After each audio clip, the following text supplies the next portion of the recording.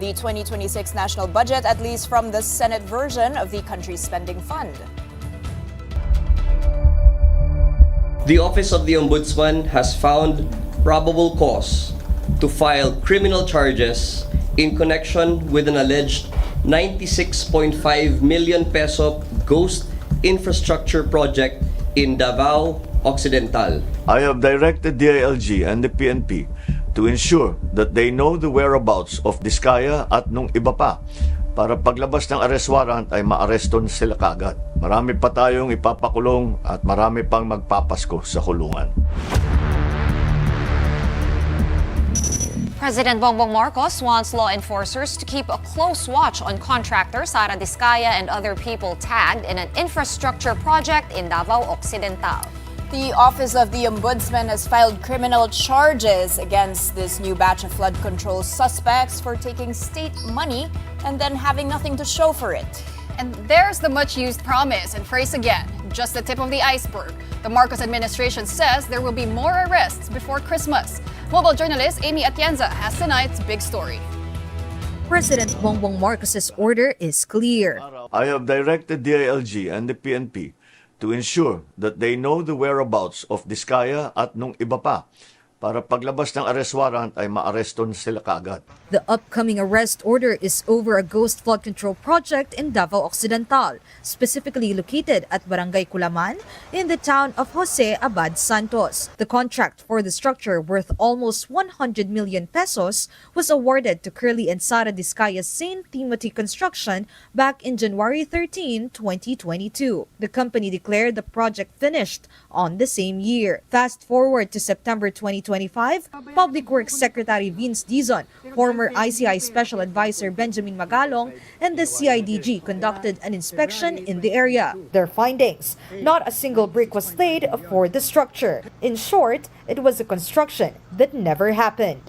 Natuklasan ng Ombudsman yung mga isinumiting final billing, certificate of completion at inspection reports ay palsipikado o hindi tumutugma sa aktwal na kalagayan ng proyekto. Maging mga video at larawan na hinarap ng respondent ay walang timestamp at hindi mabalidate na tumutukoy sa proyektong ito. For President Marcos, such anomaly calls for criminal raps against Sara Diskaya, officials of the regional DPWH, as well as St. Timothy's Maria Roma Angeline Rimando. The charge: malversation through falsification and violation of Republic Act 1319 or the Anti-Graft and Corrupt Practices Act. Ayon sa kanilang finding, ang mga respondent na ito ay kumilos ng may manifest partiality, bad faith, o gross negligence. Nagdulot sila ng undue injury sa gobyerno at nagbigay ng unwarranted benefit sa kontraktor. At may pakikialam ang ilang private respondents sa nangyaring sabwatan. Ang malversation ay non-bailable. Mabigat ito dahil hindi nila mababayaran ang kanilang paglaya. Pag naisampa na ang mga kasong ito sa korte, ang susunod na hakbang ng judiciary ay ang paglabas ng arrest warrant para sa mga pinangalanang individual. The Office of the Ombudsman's response to the President was swift. It immediately filed the case before the Digos City Regional Trial Court. Its recommendation: malversation without bail. This means that if and when warrants of arrest are out from the court, the respondents will have to be detained pending trial. After a thorough investigation, reviewing voluminous documents, conducting field verification, and evaluating sworn statements from community witnesses, the Office of the Ombudsman has found probable cause to file criminal charges in connection with an alleged 96.5 million peso ghost infrastructure project in Davao Occidental. Clavanos said they have found strong proof that there had been collusion among the soon-to-be respondents to pocket project funds. There was no actual construction, yet respondents certified that the project was completed. They are found to have falsified accomplishment reports, issued fraudulent billing documents, and endorsed disbursement vouchers that triggered the release of the entire project cost. The ombudsman also imposed a 6-month preventive suspension against 8 officials of DPWH Davao Occidental, headed by District Engineer Rodrigo Larete and Assistant District Engineer Michael Awa. The ombudsman is likewise planning to request a whole departure order against all implicated, including the Discayas. Investigation is also underway to determine if more people were involved in the ghost project. Prior to this, officials from DPWH Mimaropa have already been arrested in connection to a substandard road dike project in Oriental Mindoro worth 289.5 million pesos. President Marcos promises more people in jail over the multi-billion peso flood control fiasco. Umpisa pa lang ito. Marami pa tayong ipapakulong at marami pang magpapasko sa kulungan. Kapatid Amy Atienza, we are One News. Meantime, two of the most expensive vehicles of contractor couple Curly and Sara Discaya remain unsold. The second public auction opened today at the Bureau of Customs Manila office, drawing 6 interested bidders for the 4 vehicles seized by the government. All of the Discayas' seized cars were offered at significantly reduced minimum prices. However, these still failed to sell. A Rolls-Royce with a floor price of 36.2 million pesos from 45.3 million pesos and a Bentley Bentayga with its price lowered from 17.3 million to 13.8 million pesos. 2 previously Discaya-owned luxury vehicles did sell.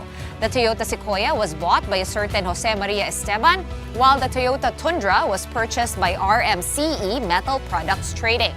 Total customs collection from both cars was at 9.5 million pesos. The BOC's next option for the still unsold vehicles is to accept direct offers where interested buyers could set their own price. The BOC also clarified reports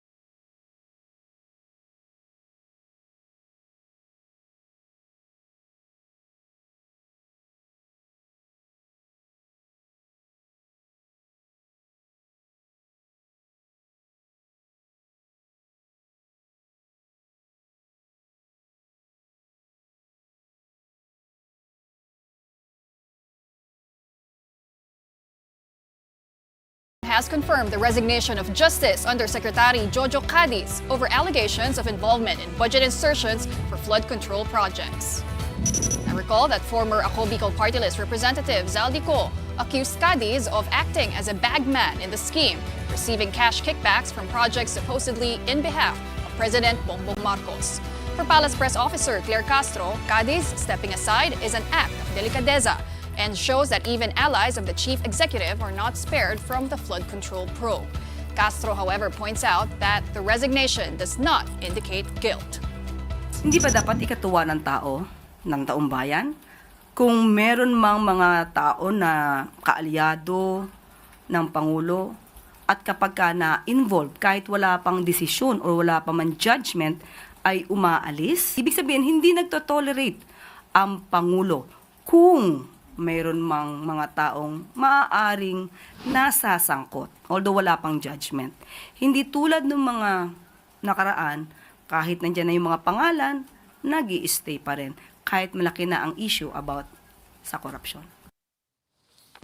Meanwhile, on One Balita Pilipinas, ICI Special Advisor Rodolfo Azurin Jr. denied rumors that he's on his way out.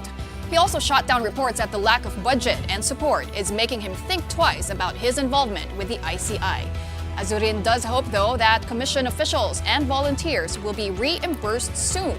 Just today, the palace announced that the 41 million peso budget for the ICI from the Office of the President has been deposited.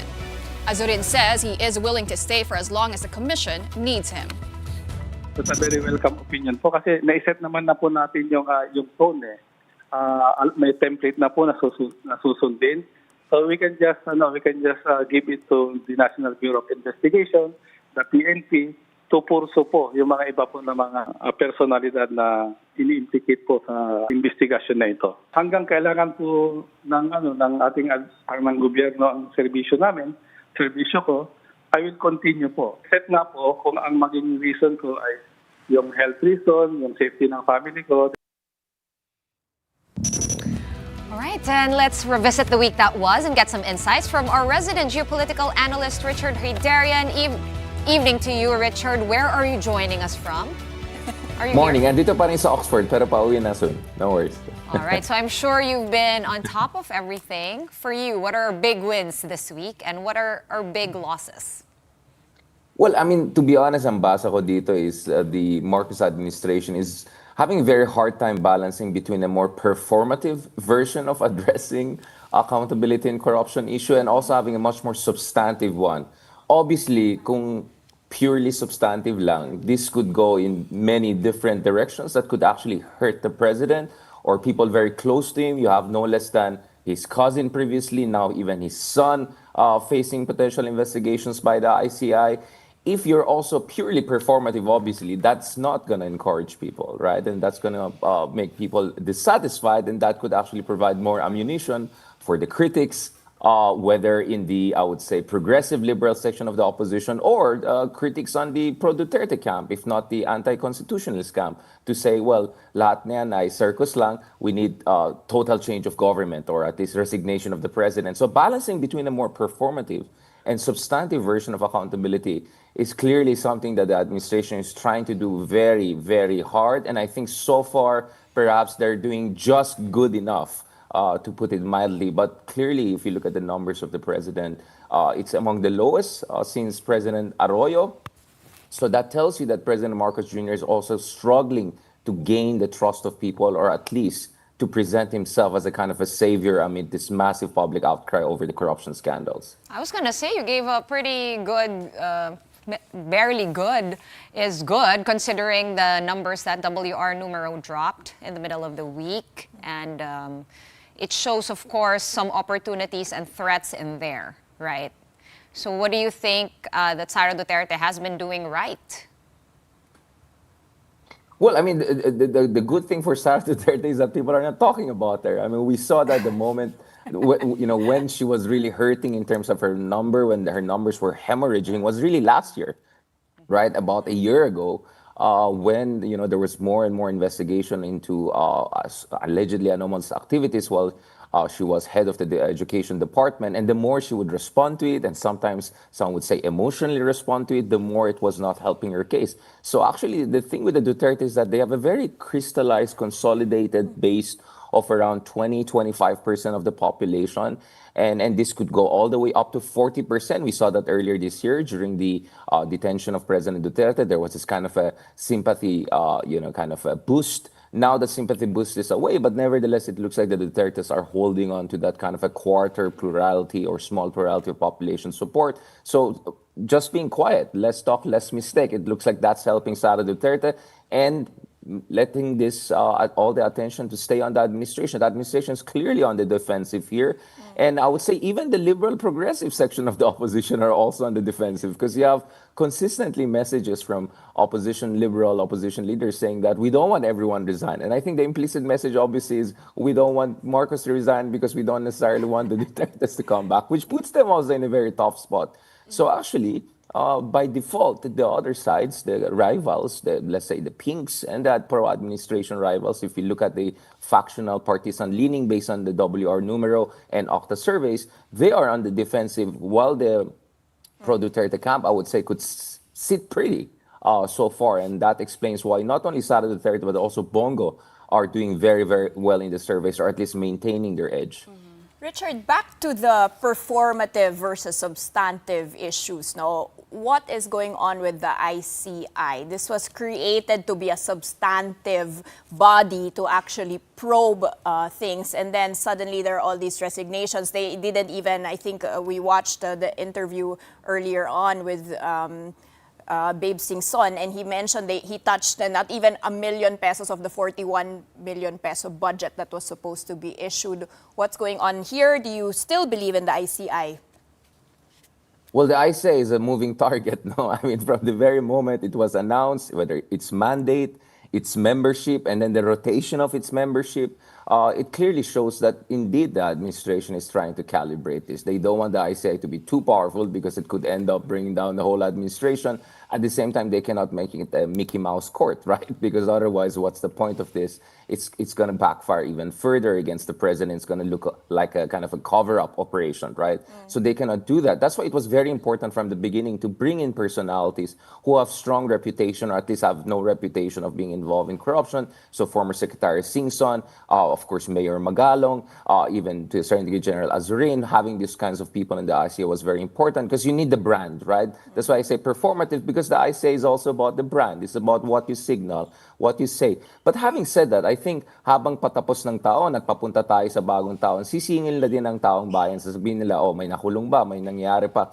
But interestingly, actually, a lot of the power is with the Ombudsman Office. And I think that's why it's very important that you have the former DOJ Secretary now in charge of the Ombudsman Office. And it looks like they're now going to move against some major personalities. But, of course, for the Ombudsman Office, it's very clear that they're going to prioritize cases where there is a high certainty of conviction. They're not just going to go after everyone. But people are going to question that judgment, going to say, oh, isn't it interesting that the only cases that they feel there's high certainty of conviction are against people who are not necessarily close to the president. So again, you need recalibration on that. So, kumbaga, ano yun eh, just doing good enough over and over again.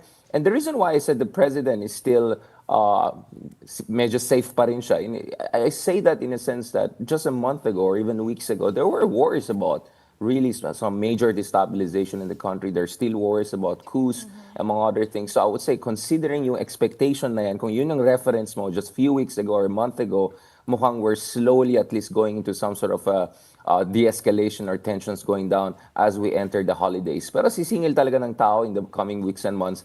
So hindi pa safe si Marcos eh. And I wonder how is he going to do this constant navigating between performative and substantive without completely becoming a lame duck sooner than later, or imploding his administration. Yeah, that's actually what I wanted to ask you next, Richard. No, I mean, it's been 5 months already since the president gave that "Mahiya naman kayo" speech. It's been 3 months since the ICI was created. There have been several charges already, recommendations, but zero convictions yet. And at the beginning, no one was really asking for the president to resign. He was the whistleblower in this whole flood control scandal. They were saying that his whole crackdown on flood control corruption was some sort of inoculation. But now you have groups calling for the resignation of the president. When did the tide start to turn? And where did the administration go wrong? Well, I think, in a sense, perhaps the administration, at least some people in the administration, thought that as long as you admit that there's something wrong, because it became impossible with all of these flood control projects obviously not working, and a lot of people losing life and property over the past few months, they thought that as long as you admit that, parang basically mag-sorry ka and then make some sort of a symbolic or performative effort, baka that will be enough. But I've been warning about this for months. Looking at the case of Brazil, I mentioned this earlier. If you look at the case of Brazil 10 years ago, the Operation Car Wash scandal, it started with some slow investigation, mid-ranking officials. Next thing you know, the president, the ex-president, the vice president, the speaker of the house, everyone went down. So historically, anti-corruption investigations is basically a case of damn if you do, damn if you don't, right? It's never going to be good enough because people are always going to know that corruption is much more systematic and there more people are not going to be covered. At the same time, if you don't do it also, you're going to further enrage people. So really, the president is in a catch-22 situation. But I think his best shot at this point is to continue ito yung mga fireside chat na ginagawa niya. Actually, I'm surprised that he hasn't done this because he used to have a lot of vlogs when he was running 2022. He used to have a very effective communications team. I think it's important for the president to directly reach out to the people and say, I only have a few years left. I want to do good. I want to rehabilitate my family's reputation. Give me a chance. I know the wheels of justice are slow. I know you want things to be faster, but these are the things, these are the targets, and these are going to things that we're going to meet in the coming years. And But- behind the scenes, he has to work with sections of the civil society who do not necessarily like Marcos, but even for them, what's worse is the return of Duterte's if Sara Duterte takes over as the president. But precisely, isn't that such a bad thing that if like it's only the specter of Sarah, succession, it's the only thing maybe holding this admin together at this point.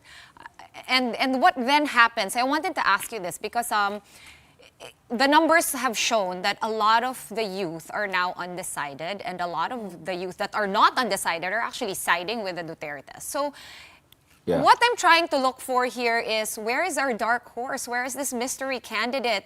The bickering has overtaken the headlines. We know this. We talk about it all the time. But do you think that the traditional opposition should be focusing on finding somebody qualified and credible, because the elections are just around the corner?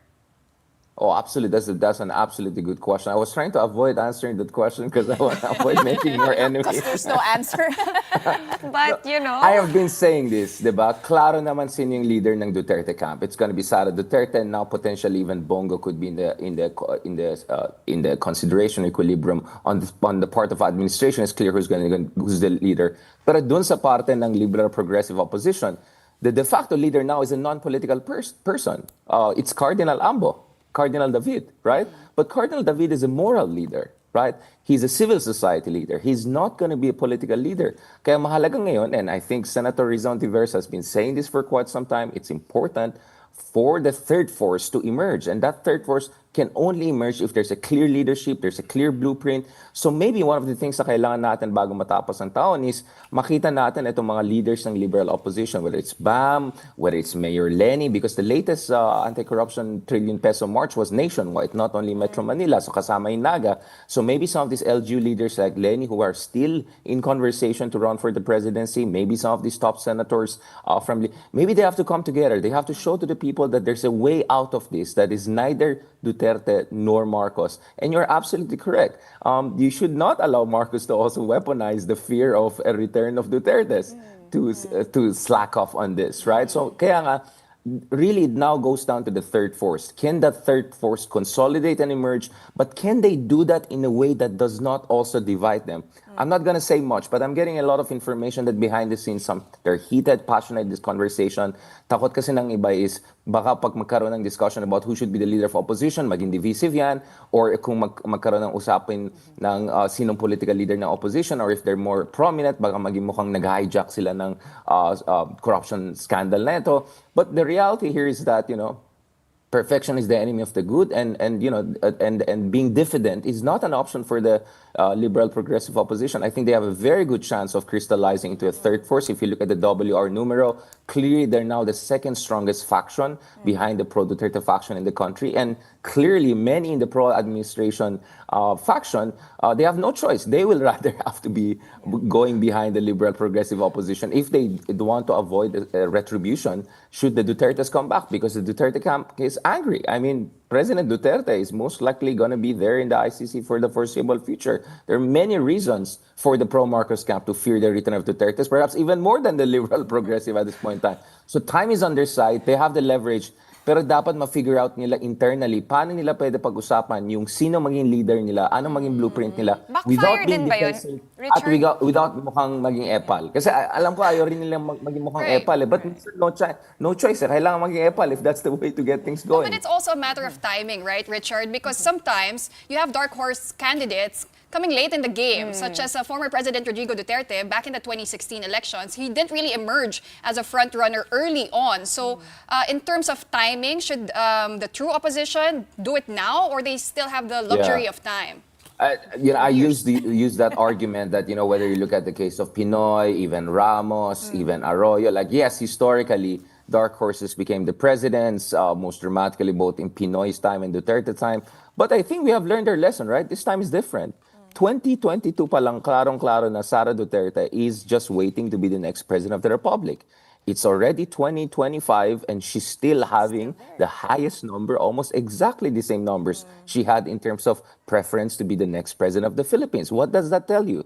That we are in a different ball game right now. This is a game about, can you beat Sara Duterte? Can you prevent the return of Sara Can Duterte? I jump? Especially since the impeachment is not happening anyway. So it looks like the race has been set. So wala talagang choice. Others have to consolidate and decide who's going to go against Sara. Richard, can I jump on that? And what does the recent rallies tell you, especially since the numbers have been going down? Is there such a thing as protest fatigue? Was the call for impeachment of the BBM administration strong enough? I mean, what do these things tell you, especially the one of Right. November 30? On the direction of where people are going towards. Parang I was hearing anecdotally, people just didn't show up. You know, there was Right. much bigger, should be angrier people by now, right? That's what I'm saying. Maybe BBM is doing just good enough also to prevent people from coming out. I think you can read it in two different opposite ways. No? Sa isang banda, pwede mo sabihin, baka yung nangyari nung September, yun yung fluke na ang daming lumabas. Baka once in a lifetime yan, Okay. good luck na lang sa atin. Or you could say, we're just seeing a temporary dip now because people are still giving a chance to the administration. And more importantly, as we mentioned a while ago, hindi pa rin klaro ang tao, ano bang gusto nilang mangyari dyan sa rally na yan? Because if they don't want to resign from BBM, they don't want to resign all, and they have just more of a generic idea of rule of law, baka hindi sapat yan to inspire people. Kaya nga sabi ko, mahalaga magkaroon ng clear leadership ng opposition, aside from Cardinal Ambo, because he's not a politician, you need someone who could be the next president of the Philippines to be in that conversation, and you need a clear blueprint.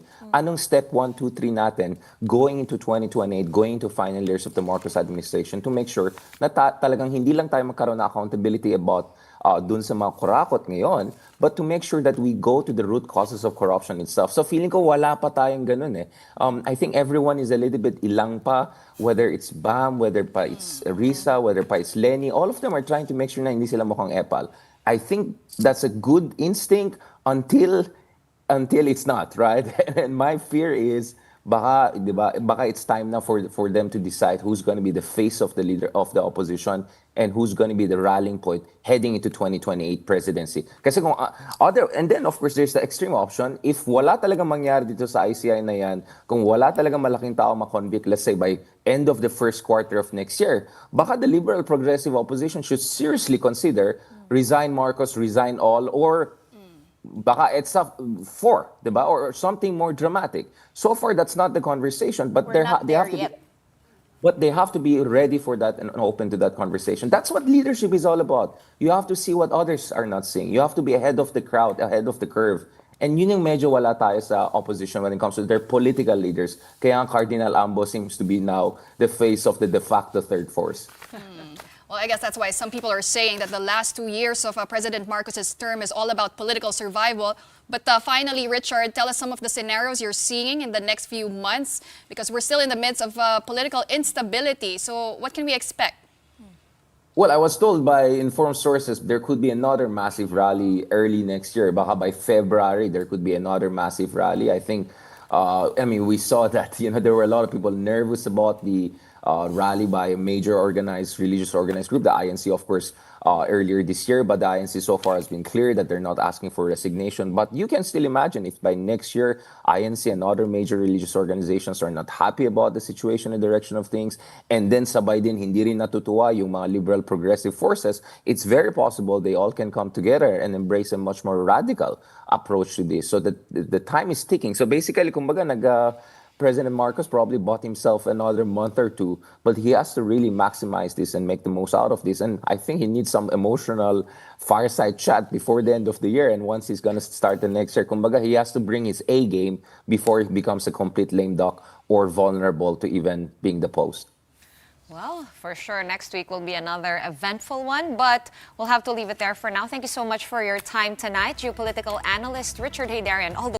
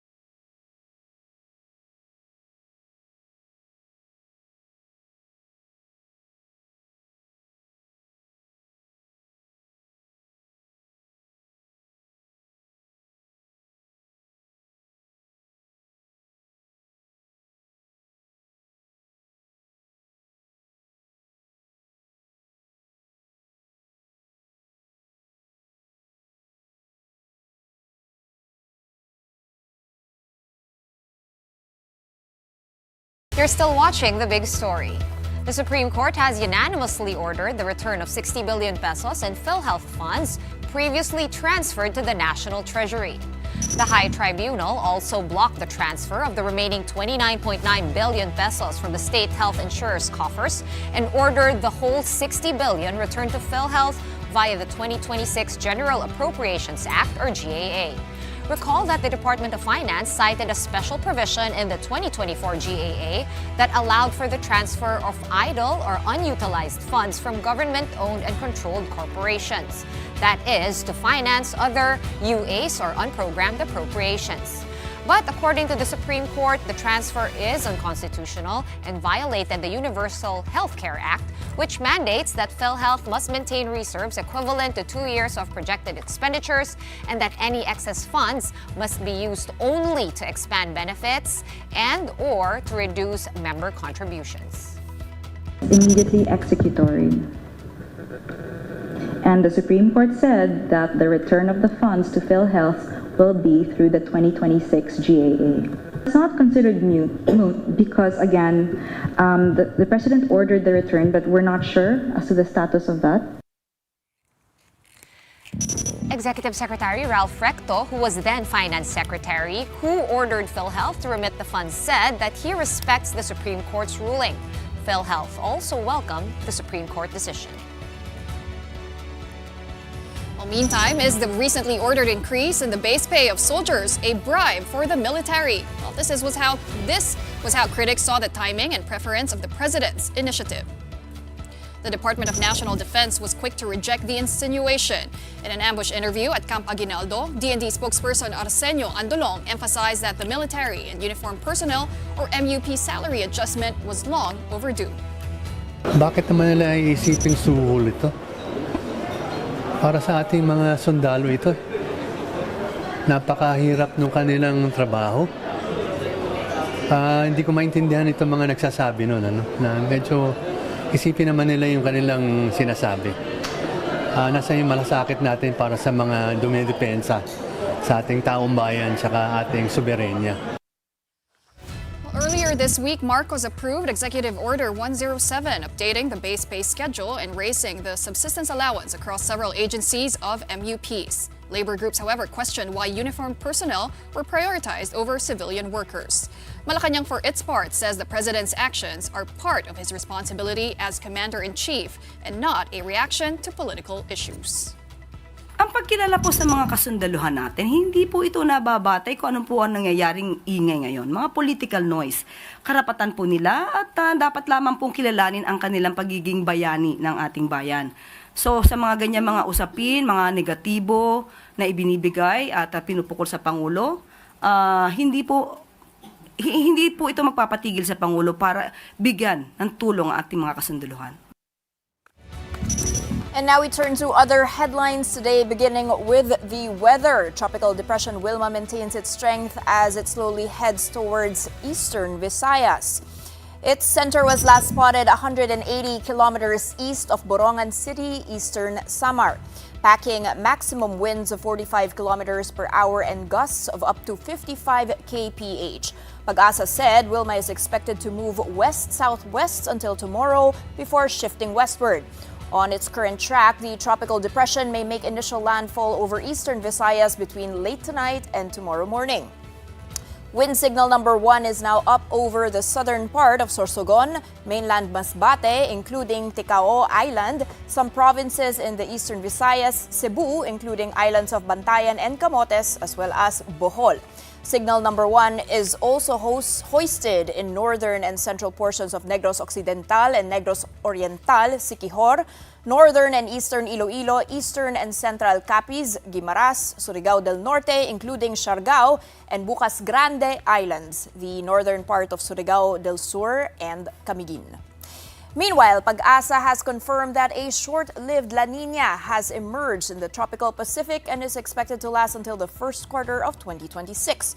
It noted sea surface temperatures began cooling in September and reached weak La Nina thresholds in November. This phase is typically associated with above-normal rainfall from December to February, raising the risk of flooding, flash floods, and rain-induced landslides in many areas. The State Weather Bureau also warned of increased likelihood of tropical cyclone activity within the PAR during this period. And on to other developments. The Sandigan Bayan has acquitted former PNP Chief Alan Purisima and 16 others in the graft case stemming from a 2011 courier deal. The court's 6th division ruled that prosecutors failed to prove Purisima violated the Anti-Graft and Corruption Practices Act when the PNP tapped Warefast Incorporated as its firearms license courier. Prosecutors earlier argued that Warefast lacked the key government clearances, proper accreditation, and even a track record as a courier. Purisima declined to give a full comment after the promulgation, though he appeared to be in good spirits when approached by the media. Siyempre, I feel good, di ba? I feel good.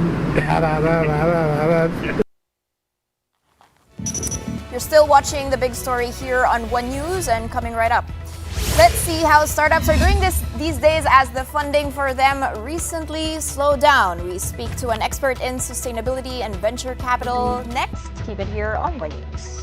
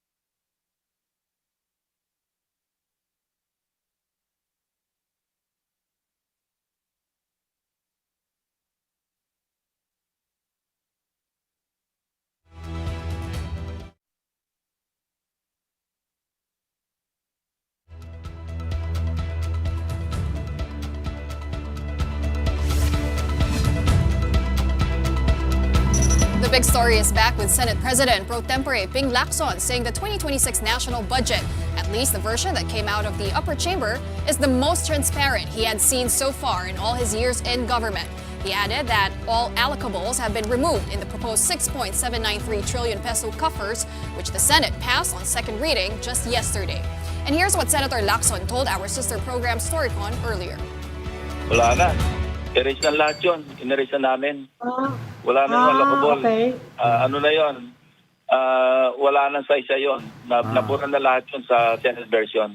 Yung natanggal sa allocable, Senator, how much was that in total? Malaki-laki yun kasi mahaba yung roll call palistahan. Pero wala na yung burado na lahat yun. Kasi ng allocable, ito yung baliktad Nauna yung amount ng allocable binibigay sa mga legislators. Saka palang hahanapan ng items. Hindi ba pagka maggagawa ka ng project, yung item muna, magpe-prepare ka ng program of work, lahat, saka mo poponduhan kasi ibebase mo yung funding doon sa item. Ito baliktad. Allocables are discretionary funds meant for each congressional district that allow lawmakers to choose projects from a menu of allocations, usually flood control structures and roadworks. Funding for these are set aside later in the National Expenditure Program, a process much questioned because it allows congressmen to divert money at their discretion rather than according to need. Lacson said there have been appeals from some of his colleagues not to remove the allocables altogether, but the Senate leadership stood pat on its decision to cut the so-called new pork barrel from the budget. As for unprogrammed funds, the Senate's version of the spending fund targeted foreign assisted projects and the AFP modernization. The senators are looking at December 9 for the passage of the budget on third and final reading. The bicameral deliberations for it will also happen next week, which Lacson says will be live streamed for transparency. Moving on to other news now, there is a report from Gobi Partners that shows that startup funding is cooling, but the innovation pipeline is not. In fact, the firm says the Philippines is entering what it calls the, quote, next wave of innovation led by AI and fintech. To walk us through these findings, we're joined tonight by Carlo Chendelantar, partner at Gobi Partners. Carlo, welcome to The Big Story again, and thank you so much for braving the traffic to be with us today. Happy holidays, Happy Danny. holidays. Paushan. Thank you for having me again. Welcome back.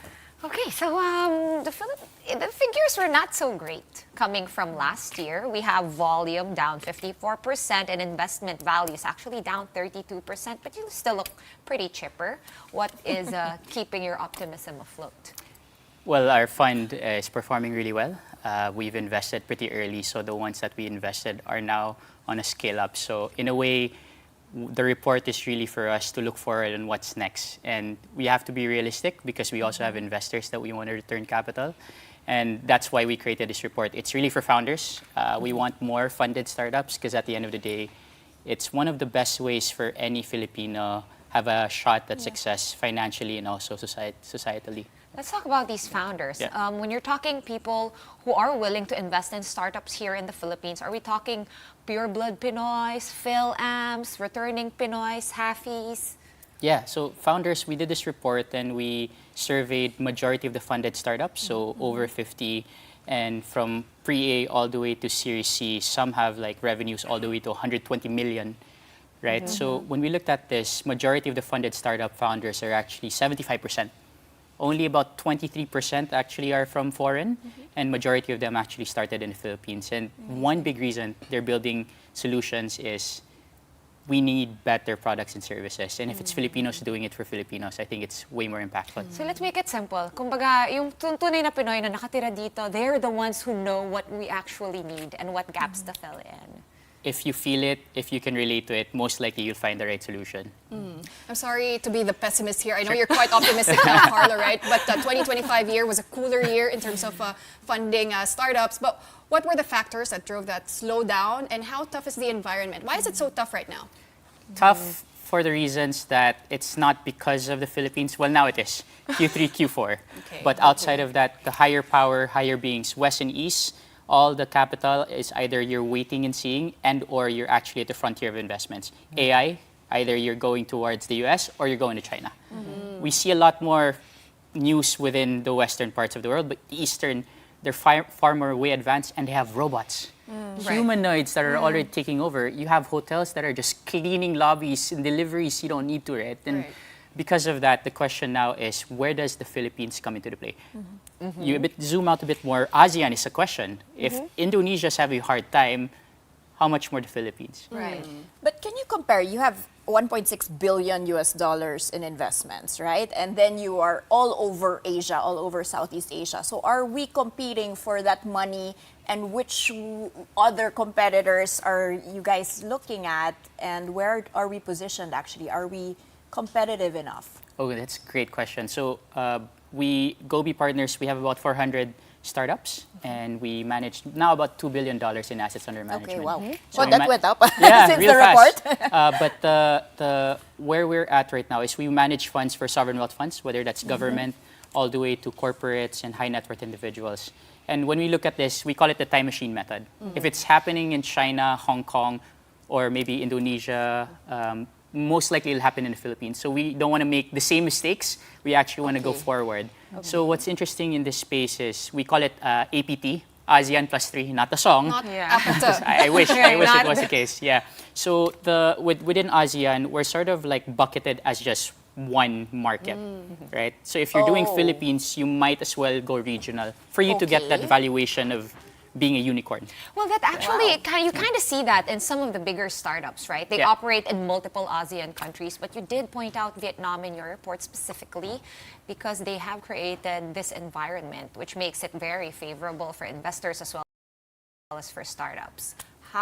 Honestly, how far are we from that? How far? In terms of policy? Far, far. And the most interesting thing about Vietnam, I always describe Vietnam as like young China. Like the whiff Correct. of air is everyone's looking for opportunity, Really? and they're just looking forward, not the past, Yeah. just looking forward. But that's interesting because, I mean, I guess we can say it. I mean, Vietnam is communist, similar to China. Socialist But they have, would be the right word for it, socialist, yes, right, yeah. right now. Yeah. But they've kept their market open, Yes. right? And even more so now, because now they've announced that English is going to be a mandatory subject, Interesting. Okay. elementary, and then now they call it sandbox cities. If one city is implementing enforcements of policies, you don't have to wait for the national side. So now, this is fun fact, India and China outsource talent to Vietnam. Oh no. Gosh. So where's talent yeah, here? yeah. Right? Yeah. That's the next But question. It's not still a function of the energy prices are so low there compared to here. I think it's a question of, in any country in Asia, if you want to make all boats float, right? Yes. Rising tides lift all boats, you really start with manufacturing. China, Indonesia, Thailand. We had manufacturing the good old days. My family was in manufacturing, exporting, but we switched towards services. Services is great, Yeah. but then if which you're is putting what all we've your got. eggs in baskets in just services within BPOs, right now it's being disrupted. And we see that as opportunity actually because they're tech native. We Yeah. can actually transition them towards the tech industry. And we have 120 million Filipinos. But do you Yeah. think we should do that, or should we even start, like, go back and look at the national industry plan? I know this might not Yeah. be like real startup territory, very far from AI, although we can apply certain Sure. technologies. But in that sense, could we actually find space in maybe walking back and looking at the national industrial plan? Yes. So the beauty of technology is you're leapfrogging from just heavy asset models to light asset light, right? So that's why it's called the digital revolution, the fourth industrial revolution. Now you bring in AI, it's a completely different thing. Maybe I'll give you a good anecdote here. When we were starting investing in the Philippines, if you wanted to create an app, it would take you maybe 3 to 6 months to have a working prototype and then hopefully get it to market. I was just at a hackathon 3 weeks ago. They made a working prototype in a night. Gosh. Yeah, and they also have Yeah. like other stuff like Shopify that have come out, right? But Carlo, Yeah. just maybe people are watching us and maybe they're not so techy. Sure. What really are the sort of startups that work? I mean, are we allowed to name drop some of them that have been And doing well? are they already in Yeah. the intelligent era? Right. Okay. So maybe let's start with the facts, right? So in the Philippines, the startup industry, when you say startup, it's your fledgling SME slash with digital products and services. We bucket it that way. We've generated over 200,000 jobs. Let's start with that. Second part Okay. is the contribution on GDP, nominal GDP for the startup industry is 3%. That's huge. Sizable. For because- 200,000 for people. 200,000 Yeah. people. Growth rate, average Philippine jobs is less than 5%. Okay. Startups, over 20%. Okay. So the scale goes up, but then there's a gap. Early stage, maybe you're not making so much revenue, but once you hit Series B, Series C, you're looking at $100 million. So where do we want to go from here? Going back to startups in general. During the pandemic, over 10,000 SMEs, when they got unlocked by the e-commerce giants, instant millionaires in peso, right? That's the beauty of it. And I think what we want to show is that if you want to be in this space, you don't need coders or computer science graduates now. You have AI, and that's what we want to see. Especially now when internet connectivity and electrification is about almost 100% going back to the NIP. What's missing? Ease of doing business. Listen, thing. you mentioned already, Sean already alluded to it. No? You guys invested in Kumu. Yes. Esports and an internet company, Rise Yes. Philippines. How are they doing now? And also, what are your next steps? Do you have any exciting names for us? Yeah. So the name of the game the past 2 years in Asia and the Philippines is profitability. If your startup is not going towards the road to profitability, it's going to be really, really hard. Are with they evaluation. profitable, Carlo? Yes. Some are. Some How long are did getting this there. take? Yeah. It took a while. It took a Okay. while, but now everybody's moving towards that. I think if you've tried Flower Store during Valentine's, Yep. they do about 70,000 orders, right? Wait, this is you? This is We've yeah. invested in Oh, Flower okay, Stores, awesome. and now they're in 4 countries. Yeah, I just did Flower Store on Monday. Yeah, someone sent me flowers. My fiance should do Same day shipping, and we have day discounts too. Yes. Cloud Eats was the #1 fastest growing company in the whole Philippines. Company, not even startup. Okay. The whole Philippines, right? And so when you see this, it's really happening, and they're hiring a lot of people. Now we want to provide that blueprint for the rest, and that's what the report is. Well, great. Now that you have the numbers to Yeah. back up all the, pitches and Yeah. the presentations, we hope to see you again next year, and maybe we'll talk about some improvements. Baka that we see in the mag-IPO space. na pala. Baka, That's diba? the Ours, next step, that's and we're the next hoping step. for the industry, Kumu. an exit will invite more foreign direct investments and hopefully more nation building as well. Maybe you're the secret sauce that the PSC needs right now. But thank you so much for joining us tonight on Needs The a Big lot Story. of secret sauce. Carlo Chendelantar of Gobi Partners, thank you so much. And on to another story. It's all systems go for the 33rd Southeast Asian Games in Thailand. That's from December 9th through to the 20th. Signal is the official broadcast partner of that historic sporting event. And of course, Team Pilipinas is busy with training and preparations, including our athletics delegation. Here is the story from mobile journalist Denise Valdesancho. With the 2025 Southeast Asian Games just days away, the Philippine Athletics Track and Field Association is making its final push, fine-tuning preparations and setting expectations as the country gears up for one of its biggest delegations yet. The Philippine athletics team will field a total of 61 athletes, with most of the teams set to fly out on December 9, with competitions running from December 11 to 16, and from sprints and hurdles to pole vault and long-distance events. The Philippines is bringing a strong blend of experienced veterans and promising young talents. For the first time since 2023, race walking is also back on the program. So we have now we have 3 athletes competing in that event. We have the Philippine record holder Carlos Diimos, young very race walker Seb Placido, and also a promising athlete Bianmar de la Cruz. Leading the charge is two-time Olympian EJ Abiena, fresh off a gold medal performance at the Atletang Ayala Pole Vault Challenge. Abiena enters the SEA Games holding both the Asian and national record of 6 meters and comes in with a season best of 5.8. He will be joined by 4 more Olympians who solidify the country's push for podium finishes. After finishing the last edition with 4 gold, 10 silver, and 8 bronze medals in 47 events, the Philippines is determined to raise the bar. But behind the lineup is months of quiet, consistent work. We made sure to plan a bit earlier. Also, we ensured to have like a SEA Games training camp. So we started late September until now. This year we're positive and prepared to compare to the previous one. With the team on its way to Bangkok, Atafat reminds fans that their support means a lot to the athletes. We ask for continued trust, support, and prayers for our athletes. So win or lose, your encouragement, all the Filipino fans out there means a lot to them. Kapatid Denise Valdesancho, we are One News. All right, and before we go tonight, let's take you to one spot where Christmas is already in the air, which is just right by the Pasig River. And to give us a look tonight, we have our mobile journalist Jazz Paredes reporting to us live at the Pasig River Esplanade. Hi Jazz, kamusta naman dyan? Holly, buhay na buhay ang Pasig River Esplanade dito sa Maynila dahil sa mga nagagandahang ilaw at scenic view ng Pasig River. Perfect pasyalan ngayong palapit na Pasko. Ramdam ng Paskong Pinoy dito sa Pasig River Esplanade. Bago pa man magdilim at buksan ng mga ilaw, sasalubungin ka na ng perfect view ng sunset na matatanaw sa Binondo Intramuros Bridge. At pagsapit ng dilim, tatambad na ang makukulay ng ilaw sa Jones Bridge na matatalaw mula sa view deck ng Pasig River Esplanade. Higit na rin dito ang higanteng Christmas tree na opisyal na inilawan ng Manila LGU noong December 2. Perfect pasyalan ngayong kapasukahan, pampamilya Barkada, lovers o solo man. Mapapaindak ka rin sa magandang musika. Pwede pang mag-food trip habang binabaybay ang tulay dahil hile-hilera dito ang mga food stalls. Merong street food, iba't ibang klase ng inumin, rice meals, at iba't ibang cuisine mula sa mga iba't ibang bansa gaya ng Indian at Chinese food. At kung gusto mo yung masulit, may mga upuan din dito sa mga food stalls na nakaharap sa Pasig River. Masarap na pagkain at scenic view ang perfect combo dito. Bukod sa mga food stalls, meron ding mga photo booth at non-food items.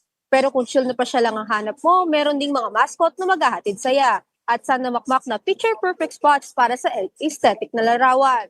Pwede ring mag-Alaparis feels ang lovers na balak mag-Christmas date dito dahil sa mga love dock.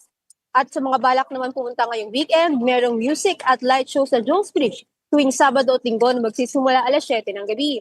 At kung masipag namang maglakad, meron din namang mga pasyalan na malapit dito sa Pasig River Esplanade.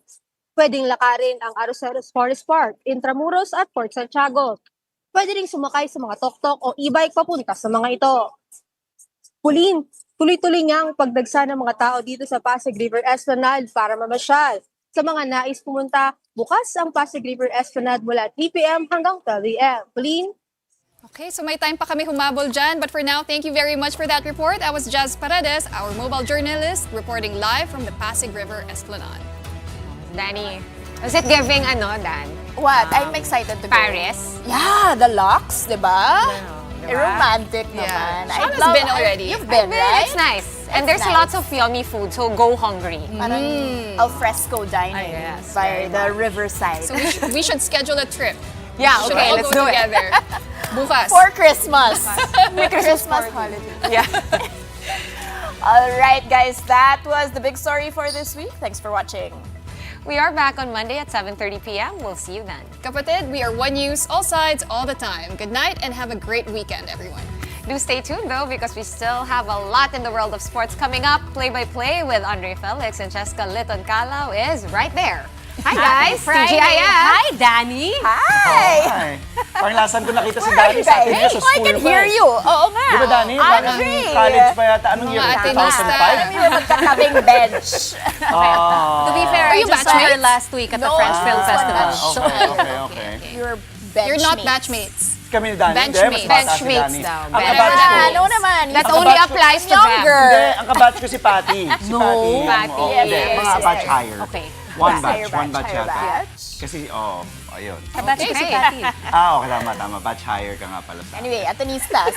Excuse me, but same year. UP Okay, fight. okay. Ano? UP fight pala. Oo. Yeah. 8:30 na daw, Andre. Okay. Oo nga, exciting. Speaking of UP, ang daming ganap. Well, UP are already in the UAP finals. We have a lot in store, but we, of course, thank you once again. Happy Friday, happy weekend. Thank you, Sean. Thank you, Pauline and Danny. On our show, we've got results for you from 5 games in the NBA, plus the reception of the PBA Philippine Cup. And we've got the latest on the Southeast Asian Games from the Gilas Pilipinas women's lineup, a conversation with members of the Philippine skateboard team, to a doubleheader for our men's and women's football teams. How about the packed show for you on a Friday to end the work week before we head on to the weekend? I'm Andre Felix. And I'm Cheska Liton Calao. And here's tonight's play-by-play. Ramiro